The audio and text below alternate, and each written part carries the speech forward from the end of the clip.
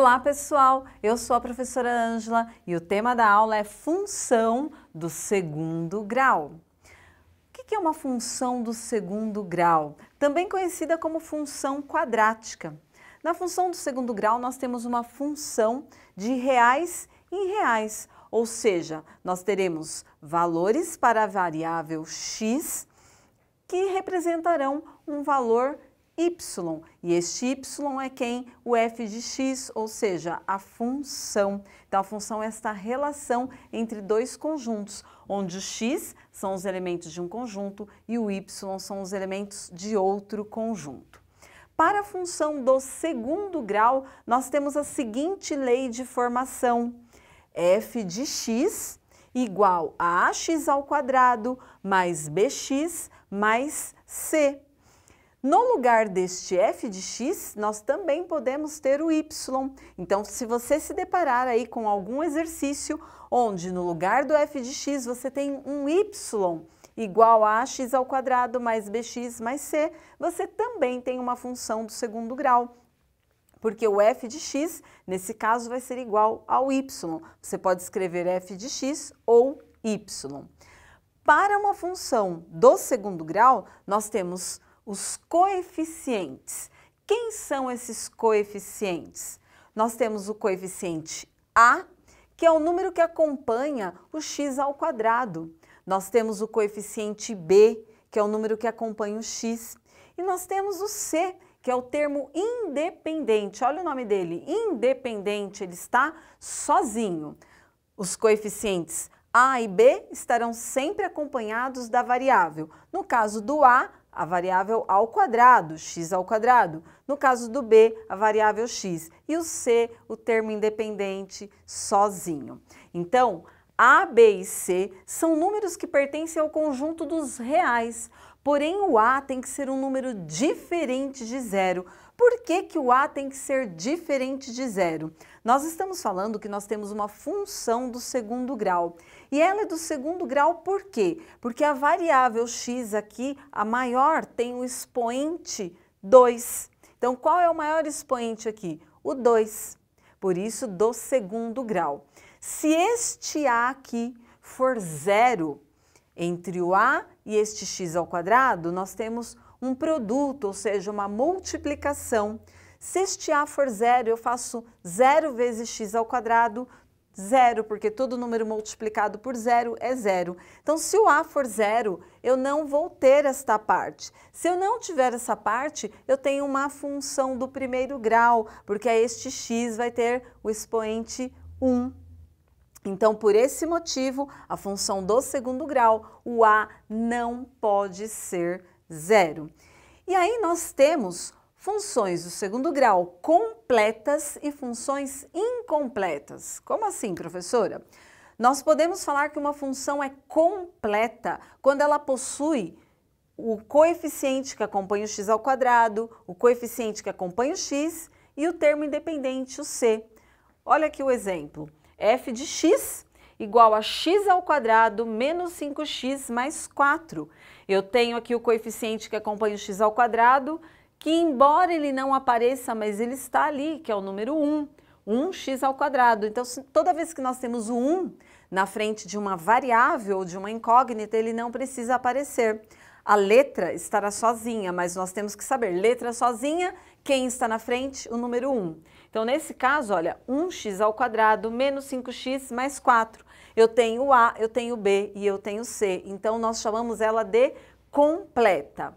O nosso outro exemplo, f de x igual a menos 3x ao quadrado mais 2x. Opa, o que está faltando ali? Eu tenho a, eu tenho b e eu não tenho o c. O c é zero, o c pode ser zero, o b também, só o a que não. Nesse caso, nós temos uma função do segundo grau incompleta, porque está faltando gente aí, ó, está faltando c, né? Está faltando o coeficiente c. No nosso terceiro exemplo, nós temos y. Ixi, professora, qual a diferença? Nenhuma. Lembram que eu disse que aqui pode ser f de x ou y. Nesse exemplo, nós temos y igual a x ao quadrado mais 9. E esse y poderia ter aparecido aqui ou aqui, assim como aqui, aqui poderia ser f de x também, tá? Voltando ao exemplo, y igual a x ao quadrado mais 9. Tá faltando coisa aí. Quem que tá faltando? Tem o a, que acompanha o x ao quadrado. Tem alguém que acompanha o x aqui? Não temos o x. Se nós não temos o x, significa que esse b é igual a 0. E temos o c. O c é quanto? Mais 9. E este último exemplo, y igual a x ao quadrado. Ixi, isso é uma função do segundo grau? Sim, olha, x ao quadrado, porém eu não tenho b e eu não tenho c. O b é 0 e o c também, mas eu tenho x ao quadrado, então é uma função, sim, do segundo grau. E uma função do segundo grau, ela pode ser expressa em forma de gráfico. Então, olha, gráfico de uma função do segundo grau ou função quadrática. O gráfico de uma função do segundo grau ou uma função quadrática vai gerar uma parábola. E essa parábola nós podemos comparar como, por exemplo, antena parabólica. Antena parabólica, uma parábola. Você já viu aquelas portas onde tem um arco em cima? Ali é uma função do segundo grau. As janelas também em forma de arco. E tem outras situações que nós vamos ver já já. Mas antes, vamos observar uma coisa muito importante. Esta parábola, ela pode ser voltada para cima, lembram da antena parabólica? Ó, voltada para cima. Lembram da porta? Voltada para baixo. E como que a gente sabe quando uma parábola vai ser voltada para cima ou voltada para baixo? Nós vamos ter estas duas situações.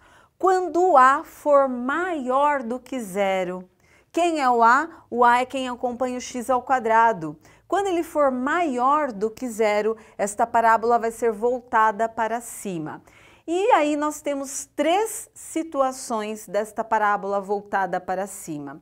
Percebam que eu escrevi aqui o delta maior do que 0.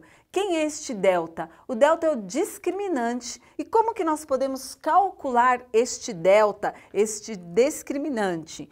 Nós vamos calcular que delta vai ser igual a b ao quadrado menos 4 vezes a vezes c. Então, olha só, para calcular esse discriminante, nós temos uma formulazinha. E onde que nós pegamos os dados para esta formulazinha? Na própria função. Vamos comparar aqui esta primeira função? Olha a fórmula, b ao quadrado menos 4ac. Quem é o b? Quem acompanha o x, menos 5. Então, eu iria substituir aqui. B ao quadrado, menos 5 ao quadrado, menos 4 vezes A. 4 é da fórmula, permanece, vezes A. Quem é o A? Quem acompanha aqui o x ao quadrado, 1. Vezes o C. Quem é o C? O termo independente que está sozinho. Ao desenvolver este cálculo, nós vamos ter um valor para delta. Delta maior do que 0, com 2 valores para x. Como assim, professora? É uma função do segundo grau. Se ela é uma função do segundo grau, ela tem 2 resultados.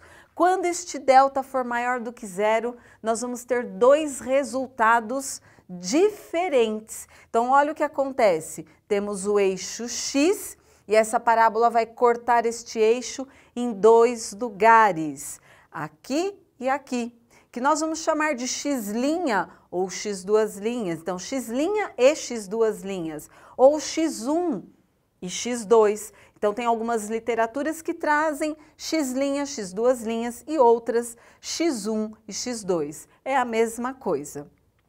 Quando este delta tiver um valor igual a 0, estes 2 valores de x serão iguais.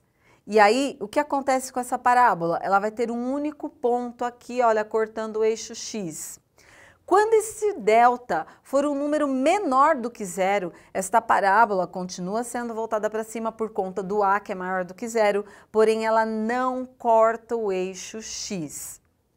E quando o nosso A aqui for menor do que 0, como por exemplo aqui, menos 3x ao quadrado mais 2x. Nesse caso, a parábola vai ser voltada para baixo, caso da porta, da janela, que é em arco. Então, significa que o a que acompanha o x ao quadrado, ele é negativo.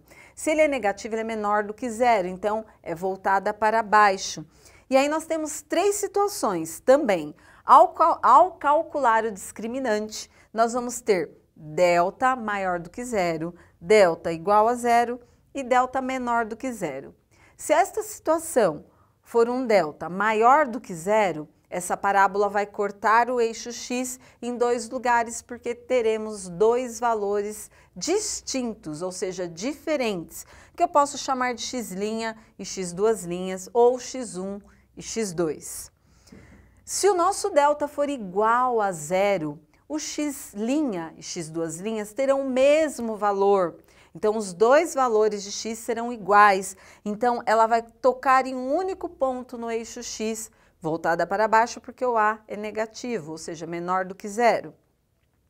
Se esse delta for menor do que zero, o que vai acontecer? Essa parábola também vai ser voltada para baixo e não vai tocar aqui o eixo x. E aí eu trouxe aqui uma situação para nós observarmos. Nós temos aqui um plano cartesiano, nós temos o eixo x e o eixo y. E aqui nós temos um passarinho e ele viu, olha, um alimento, ele viu um milho. Então, opa, já teve um interesse, ele está paradinho aqui. Se o pássaro está parado, nós podemos falar que ele está ali, ó, em zero movimento. Para ele ir até o milho, o que ele fez? Ele fez uma trajetória de voo. Essa trajetória de voo, ó, ele saiu daqui, voou e desceu. Percebam a trajetória, é uma parábola. Então, nós podemos utilizar aqui uma função do segundo grau. E aí, observem que a trajetória deste voo traz como a função f de x igual a menos x ao quadrado mais 35x.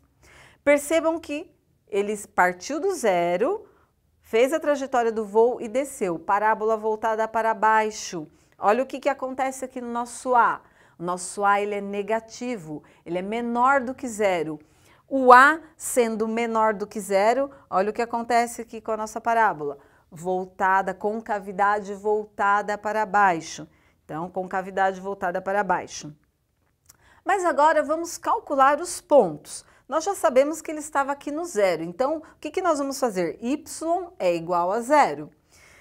E nós temos a função menos x ao quadrado mais 35x. Se ele está partindo aqui do repouso, f de x igual a zero. Então, no lugar do f de x, quem que nós vamos pôr? O zero. E aí nós vamos ter o seguinte cálculo, x menos x ao quadrado mais 35 igual a zero. Só invertemos, olha, o f de x ficou aqui como zero. Para nós calcularmos aqui, o que nós podemos fazer? Menos x ao quadrado mais 35x igual a zero. Eu posso observar o fator comum. O que é isso, fator comum? Eu posso usar isso para calcular aqui os valores de x. Eu tenho x aqui e eu tenho x aqui. Ao utilizar o fator comum, se eu tenho x neste termo e neste, eu posso tirar ele. Eu tiro ele e vou fazer o quê? Vou fatorar. Menos x ao quadrado dividido por x, sobra menos x. Mais 35x dividido por x, sobra quem? Mais 35. E aí nós temos o quê? X que multiplica menos x mais 35 igual a zero. Percebam que ao fazer aqui a fatoração, colocando o fator comum em evidência, eu tenho um produto.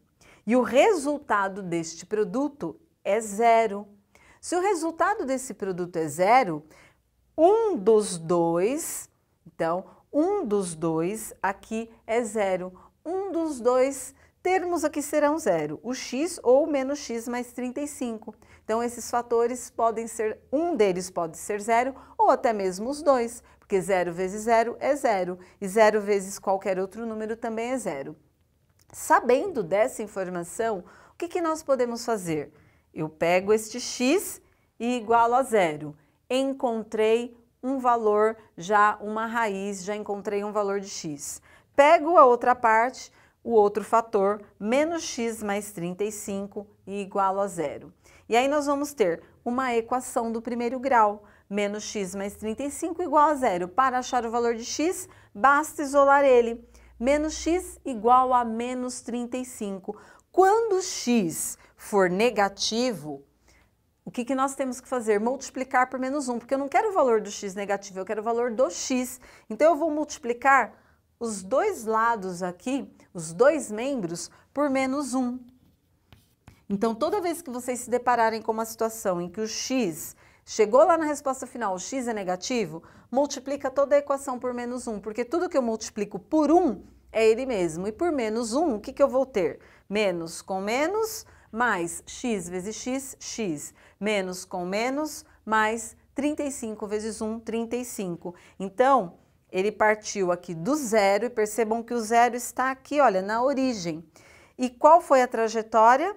Essa daqui. Então, quais são os valores desta nossa equação, né? Quais são os valores desta nossa função do segundo grau? 0 e 35. Resumindo a nossa aula sobre função do segundo grau, nós temos que uma função do segundo grau é formada pela lei de formação f de x igual a ax ao quadrado mais bx mais c, com a, b e c sendo números que pertencem ao conjunto dos números reais e o a diferente de zero.